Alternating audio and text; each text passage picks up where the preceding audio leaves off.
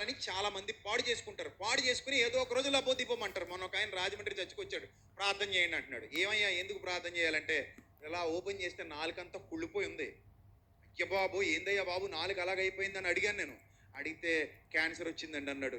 ఏంది నాయన నాలుకంతా అంత పుండు తిండి ఎలా తింటున్నావు నువ్వు అంటే, తిండి తినలేకపోతున్నానండి, ఏదో అలా పక్క పక్క నుంచి కొంచెం జావలాగా పోసుకుని తాగుతున్నానండి, ఇదంతా కుళ్ళిపోయింది కదండి అనేసరికి, అసలు ఏంటి నీకు ఏమైనా బ్యాడ్ హ్యాబిట్స్ ఉన్నాయంటే, అంతే కొంచెం కైని నమిలేవండి అని అంటున్నాడు. ఇలాగా నాకు ఎంత బాధేసిందంటే, ఎంత అందమైన నాలుక ఇచ్చాడు దేవుణ్ణి, ఎంత చక్కటి నాలుక ఇచ్చాడు దేవుణ్ణి, ఎన్ని రుచులు ఆస్వాదించవచ్చు. నిన్ను ఎవడిని అవలమన్నాడు ఆ పనికి మళ్ళీ కైని.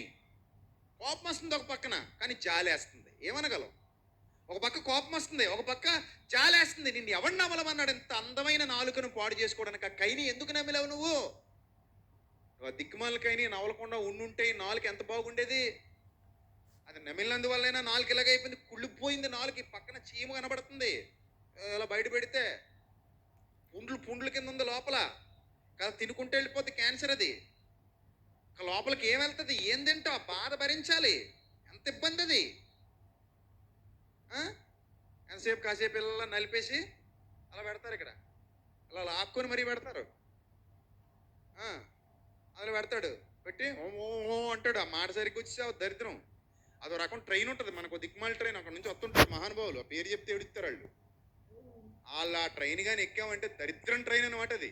ఒక్కొక్కడు ఇలా పెడతాడు వీ షేప్. ఇంక ఊసేయడం ఇదంతా ఎర్రగా ఉంటుంది.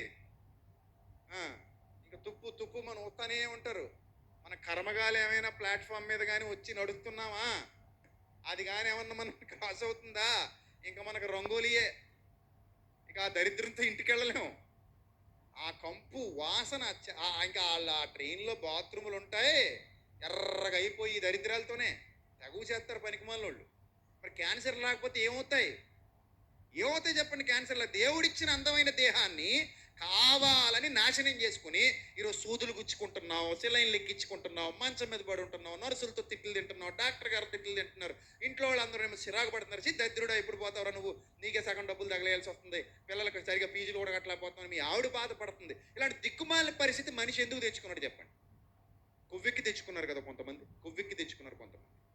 అక్కడ నుంచి పిల్లలకి అంటారు, ఈ డిఎన్ఏ వాళ్ళకి ఎక్కిస్తారు, వాళ్ళకేదో హెరిడేటరీ సంథింగ్ ఏవో ప్రాబ్లమ్స్ వస్తుంటాయి, మన నుంచి తగలేయడం. కొంతమంది శరీరాలు తగలేస్తున్నారు అనమాట. తల్లి గర్భంలో బిడ్డ ఉండగా తల్లి ఎంత జాగ్రత్తగా ఉండాలి. తల్లి జాగ్రత్తగా ఉండకపోతే కడుపులో ఉన్న బిడ్డకు కూడా ఏమవుతుంది? ఎఫెక్ట్ అవుతుంది.